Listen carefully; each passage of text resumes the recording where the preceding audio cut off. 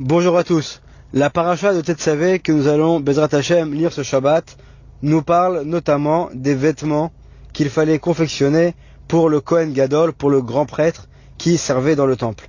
Et on va voir qu'il y a une contradiction entre deux versets. Dans le chapitre 28, le verset 2 nous dit la chose suivante. Ve'asita bigde kodesh le Aaron achicha le chavod ultifaret. Donc, dans ce verset, Hachem donne l'ordre à Moshe de préparer des vêtements saints, des bigdei kodesh, pour son frère Aaron, qui servira en tant que grand prêtre, donc dans le tabernacle, dans le Mishkan, les chavod ultifaret, pour l'honneur et pour la splendeur. Et ensuite, dans le verset qui suit, on voit une contradiction, puisqu'il est écrit que Ve'asu et bigdei Aaron, donc ce sont des sages qui vont devoir préparer les vêtements de Aaron du Kohen Gadol. Et le Ben Ishraï, dans son livre Od Yosef Rai, nous fait remarquer qu'il y a en fait deux contradictions. La première contradiction, c'est que dans le premier verset, on nous parle de bigdei kodesh, de vêtements qui sont saints, tandis que dans le deuxième verset, on nous parle de bigdei Aaron, les vêtements de Aaron. Ensuite, la deuxième contradiction qu'il y a, c'est que dans le premier verset, l'ordre incombe à Moshe de confectionner ces vêtements, alors que dans le deuxième verset, ce sont les sages du peuple qui vont devoir être nommés par Moshe, mais c'est eux qui vont préparer les vêtements. Donc pourquoi est-ce que la Torah nous fait une telle différence, et surtout que c'est entre deux versets qui se suivent? Le Ben Ishraï donc nous explique que on fait allusion dans chacun des versets à des vêtements totalement différents. En fait, le premier verset fait allusion à des vêtements qui sont spirituel. Donc, et c'est seulement Moshe, grâce au très haut niveau auquel il est arrivé, qui est capable, avec des pensées kabbalistiques très profondes, de faire descendre un vêtement spirituel pour son frère Aaron, donc qui va servir en tant que grand prêtre. Et c'est pour cela qu'à la fin du verset, il est écrit les chavod ultifaret, pour l'honneur et pour la splendeur, pour l'honneur de la neshama et pour la splendeur du corps, puisque en fait, en faisant descendre une tellement haute lumière, alors même le corps lui aussi va être changé et devenir aussi plus spirituel.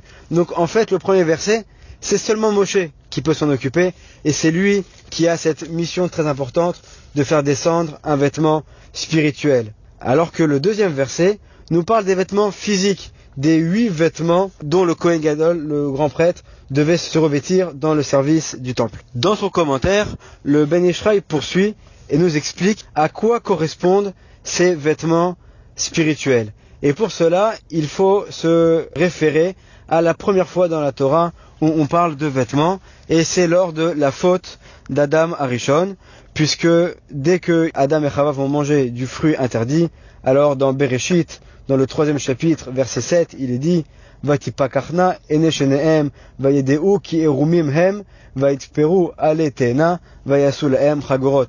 Donc voici qu'au moment où ils ont mangé du fruit interdit, alors leurs yeux se sont ouverts, ils se sont rendus compte qu'ils étaient nus, et ils ont confectionné avec des feuilles de vigne des ceintures, des sortes de vêtements en fait qu'ils ont fait pour eux. Et nous dit le Ben Ishraï, en fait, au début, avant que Adam et Chava fassent la faute, alors ils étaient spirituels et ils avaient des kotnot or, des vêtements de lumière, or qui s'écrit avec un aleph. Ils avaient cette chance d'avoir ce qu'on appelle le or haganouz, cette lumière cachée qui est révélée seulement pour les sages de toutes les générations, et Adam Arishon était en fait à un niveau spirituel extrêmement élevé. C'est la raison d'ailleurs pour laquelle la Gemara nous dit que Adam Arishon avait une vision qui était Misof haolam ve'ad sofo, il voyait tout ce qui se passait dans le monde, il était à un niveau extrêmement élevé. Et c'est également ces vêtements spirituels qui protégeaient Adam et Chava donc de la faute. Seulement, une fois qu'ils ont malgré tout fauté et qu'ils se sont fait tenter par le nachash, par le serpent, alors à ce moment-là, le mauvais penchant se réveille en eux, ils se rendent compte donc qu'ils sont nus, c'est-à-dire ça fait allusion au fait qu'ils ont perdu ces vêtements, et lorsqu'il est écrit Vatipakachna, donc leurs yeux se sont ouverts, nous dit le Ben Ishraï, on pourrait intervertir les lettres Kouf et P et dire vati kaparna, c'est-à-dire ils ont été soumis. En fait, ils ont été soumis à leur mauvais penchant à partir de ce moment-là, puisque c'est en faisant cette faute qu'ils deviennent mortels et qu'ils descendent sur le globe terrestre, puisque au début ils étaient spirituels. Et à ce moment-là, donc il y a un véritable besoin pour eux de se faire des vêtements. Et donc, c'est pour ça que le verset nous dit Vaïd Perou Aletena. Donc, ils ont confectionné pour eux des vêtements. Dans le verset qui suit, alors Hachem s'adresse à eux et demande à Adam Ayeka, où es-tu? Alors, bien sûr, ce verset a suscité beaucoup de commentaires. Comment Dieu sait tout? Pourquoi est-ce qu'il pose cette question? Alors, il demande à Adam, non pas où est-ce que lui-même se trouve, mais où se trouve cette lumière qu'il a perdue? Où se trouvent ces côtes-notes or, ces vêtements de lumière qu'il a perdu et qu'il a dû remplacer par des côtes-notes or, par des vêtements de peau, des vêtements qui sont donc physiques. Poursuit le Ben Ish Chai et nous dit, bien que cette lumière, ce vêtement de lumière a été perdu lors de la faute d'Adam Arishon, malgré tout, il y a une possibilité jusqu'à nos jours de pouvoir en profiter. De quelle manière?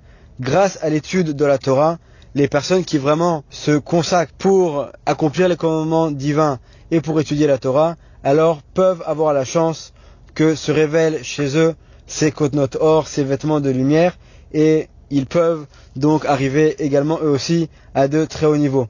Notamment, c'était le cas dans les générations qui nous ont précédés, et c'est la raison pour laquelle dans le Midrash, dans le Yalkut Shimoni, sur Bereshit, au chapitre 3, au Remez 34, il est dit que Rabbi Meir, dans son Sefer Torah, pour le passage de Bereshit, il n'était pas écrit côte-note or des vêtements de peau, mais côte-note or des vêtements de lumière. C'est pas que le Sefer Torah de Rabbi Meir était différent des Sefer Torah qu'on a aujourd'hui. Mais dans ce texte-là, le Midrash fait allusion au fait que Rabbi Meir était arrivé à ce niveau qui permet de recevoir la lumière dont bénéficiait Adam Arishon avant la faute. On trouve également une allusion à cela dans les Teilim, dans le psaume 112, verset 4, où il est écrit Zarar bachosher or laïcharim. Donc dans l'obscurité de ce monde dans lequel il y a le mauvais penchant et donc tous les plaisirs matériels, Hachem a réservé or laïcharim, une lumière pour les gens qui sont droits. Et on va également mieux comprendre aussi la prière qu'a fait Yaakov lorsqu'il demande à Hachem, lorsqu'il dit Ve'atan li lechem le'echol uvegel lilbosh.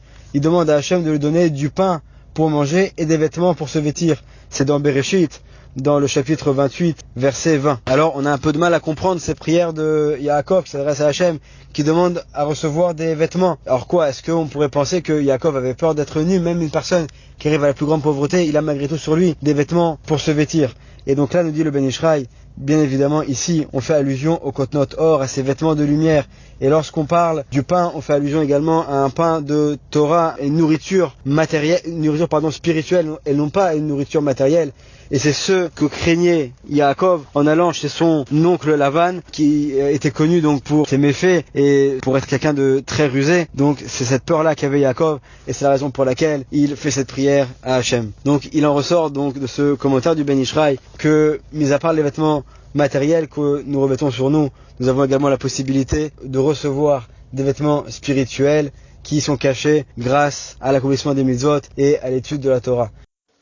En conclusion, après cette explication du Ben Ish Chai sur les côtes-notes or, les vêtements spirituels qu'avait Adam Arishon avant la faute, et sur la possibilité qu'ont eu les tzadikim et qu'a en fait chacun d'entre nous de pouvoir bénéficier de cette lumière qui est cachée dans la Torah et dans l'accomplissement des mitzvot, alors on comprend beaucoup mieux les deux versets dont on a parlé dans la paracha de Tetzavé. Et on comprend bien qu'en fait, il n'y a pas de contradiction entre les deux versets, puisque dans le premier verset, Hachem demande à Moshe, grâce à ses pensées spirituelles et grâce au niveau auquel Moshe Rabbeinu est arrivé, de faire descendre sur son frère Aaron les côtes-notes or, donc ces fameux vêtements de lumière, ces vêtements spirituels qui vont aider Aaron à être apte au service divin dans le tabernacle. Tandis que le deuxième verset lui parle en effet des vêtements qui sont matériels. On comprend donc qu'il n'y a aucune contradiction entre les deux versets et que chacun parle de vêtements qui sont différents. Bezrat Hashem, que nous aussi, nous puissions avoir la chance de nous revêtir des kotnot or, des vêtements de lumière spirituelle, et que nous puissions toujours accomplir les mitzvot, les commandements de la Torah et l'étude de la Torah comme il se doit. Shabbat Shalom.